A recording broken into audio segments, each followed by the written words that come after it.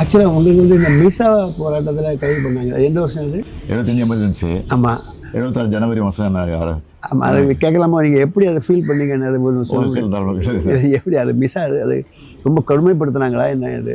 அது 76 ஜனவரி 31 நான் அரெஸ்ட் ஆனேன். சரி. ஆட்சி கலைஞ்ச உடனே தலைவர்கிட்ட போலீஸ் வந்துடுச்சு. உங்களை கைது பண்ணல, உங்கள் பையனை அரெஸ்ட் பண்ண வந்திருக்காங்க. அப்புறம் வந்து நான் வந்து ட்ராமாலாம் நடிச்சிட்டு இருந்தேன். முரசை முழங்குன்னு ட்ராமா, திண்டுக்கல் தீர்ப்புன்னு ஒரு ட்ராமா, சரி, அந்த மாதிரி ட்ராமாலாம் நடிச்சிட்டு இருந்தேன். அதனால் என்ன அரெஸ்ட் பண்ண சொல்லி அங்கே ஆர்டர் போட்டாங்க மேலேருந்து. உங்களை அரெஸ்ட் பண்ண வரல, உங்கள் சன்னை அரெஸ்ட் பண்ண வந்துருக்கேன் சார். அவன் நாடகத்துக்கு போயிருக்கான், நாளைக்கு நைட்டு தான் வருவான், வந்தோன்னு நானே ஃபோன் பண்ணுறேன், ஃபோன் பண்ணி வந்து அழைச்சிட்டு போங்க அப்படி சொல்லி அனுப்பிச்சிட்டாரு. அதுக்கப்புறம் நான் ஸ்ட்ரெயிட்டாக வீட்டுக்கு வந்துட்டேன். தலைவரை ஃபாதரை பார்த்தேன். நான் அரெஸ்ட் பண்ண போலீஸ் வருது, நான் ஃபோன் பண்ணி சொல்ல போகிறேன் கமிஷனருக்கு, ரெடியாக வந்தார். உடனே பிடிச்சி வச்சு ரெடியாகி கிளம்பிட்டேன். எனக்கு ஃபஸ்ட்டு ஜெயிலில் தான். எப்போவுமே கைதிகளை வந்து சிறைக்கு வந்து நைட்டில் நாட்டக்கூடாது.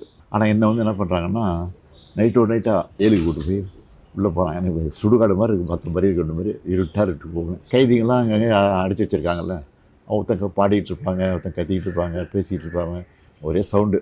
மத்திய சிறை கடைசி பிளாக் 9th பிளாக்.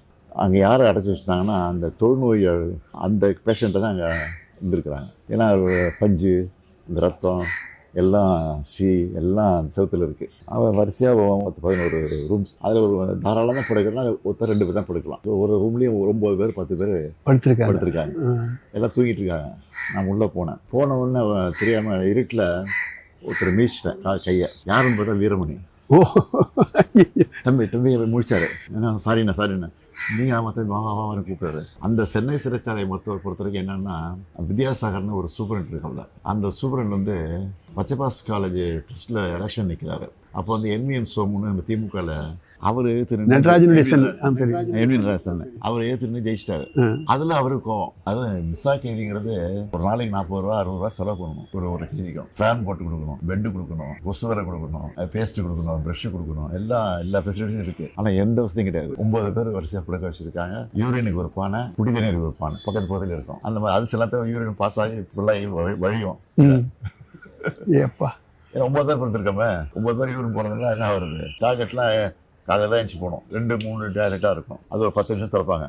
அதுக்குள்ளே அந்த 100 பேர் போயிடணும். அந்த மாதிரிலாம் குடும்பம் இருந்துச்சு. நைட்டில் 8 மணிக்கு 3 மணிக்கு வருவாங்க. ஒரு 9 பேர் 10 பேர் வருவாங்க. அது ஆயுள் கைதி இருக்காங்களா அங்கே, அவங்கள வச்சு அடிக்க வைப்பாங்க.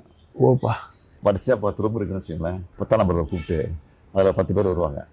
அடி எங்களுக்கு சத்தம் கேட்கும். நாங்கள் 1ஆம் நம்பரில் இருக்கோம். அப்போ எங்களுக்கு வர வரைக்கும் நாங்கள் பயந்துட்டு உட்காந்துருக்கணும். அடித்து பிடிச்சாவிட்ட தெளிஞ்சிடும். எழுதி கொடுத்துரு, நான் கட்சி விட்டு விளைக்கிறேன் அப்படின்னு கேட்பாங்க. ஒரு 5-6 பேர் எழுதி கொடுத்துட்டாங்க. பயந்து அடி தாங்க முடியாமல். நாங்களாம் முடியாதுன்னு சொல்லிட்டோம். உயிரே போனாலும் நாங்கள் வந்து பண்ண முடியாதுன்னு சொல்லிட்டோம். மிஸ்ஸாங்கிறது மெயின்டெனன்ஸ் ஆஃப் இன்டர்னல் செக்யூரிட்டி. அது வந்து கோர்ட்டுக்கு போக முடியாது. இப்படி 4 மாதம் அப்படியே இருந்தோம். அதுக்கப்புறம் தலைவர் என்ன பண்ணார், ஜெயிலில் இருக்கிற எங்கள் குடும்பத்தெல்லாம் பார்க்கணும், கைதிகளை பார்க்கணும், அலோவ் பண்ணலைன்னா நாங்கள் ஜெயில் வாசல் வந்து உண்ணாவிரதம் போகிறோம் அப்படி தலைவர் அனௌன்ஸ் பண்ணிட்டார். பயந்து போய் என்ன பண்ணிட்டாங்க, இன்டர்வியூ கொடுத்தாங்க. ஃபஸ்ட்டு தலைவர் கொடுத்தாங்க. தலைவர் தான் பார்க்க மாட்டேன்ட்டார். கட்சிக்காரனா எவ்வளோ பேர் இருக்கான், என் பிள்ளைய பார்க்க ஃபஸ்ட்டு பார்க்க மாட்டேன், அவங்களெல்லாம் அலோவ் பண்ண பிறகு நான் பார்க்குறேன் சொல்லிட்டேன். அப்புறம் எல்லோரும் பார்த்த பிறகு என்ன பார்த்தாரு. அப்போ கூட வரும்போது நான் என்ன பண்ணேன், ஃபுல் கேஸ் ஷர்ட் போட்டு காயம் உடம்புல காயம் இதெல்லாம் இதெல்லாம் அது சூப்பரண்டே சொல்லி அனுப்புகிறாரு. மேலே கூப்பிட்டு இந்த காயெல்லாம் காட்டக்கூடாது, ஃபுல் கேஸ் ஷர்ட்டை போட்டுவாங்க அப்படின்னு சொல்லி ஃபுல் கேஸ் ஷர்ட்டை போட்டு சொன்னார். அப்போ தலைவருக்கு வந்தோன்னா தலைவர் புரிஞ்சுக்கிட்டாரு. 1 வருஷம் கரெக்டாக 1 இயர் தான். 1 இயர் இவ்வளோ இருக்குதுங்க. ஆமாம், 1 இயர் தான். வெளியில் வந்த பிறகு நாங்கள்லாம் சேர்ந்து கம்ப்ளைண்ட் பண்ணி அப்புறம் இஸ்மாயில் கமிஷன் என்கொயரின்னு ஒன்று போட்டாங்க. அதில் போய் இதெல்லாம் நான் சொல்லியிருக்கேன், எல்லாம் பதிவாகிருக்கு. நான் 89 ஜெயிச்சு உள்ளே போகும்போது தலைவர் சிஎம்மாக இருக்கார். அப்போ நான் இதெல்லாம் ரெக்கார்ட் பண்ணியிருக்கேன் அசம்பிளியில்.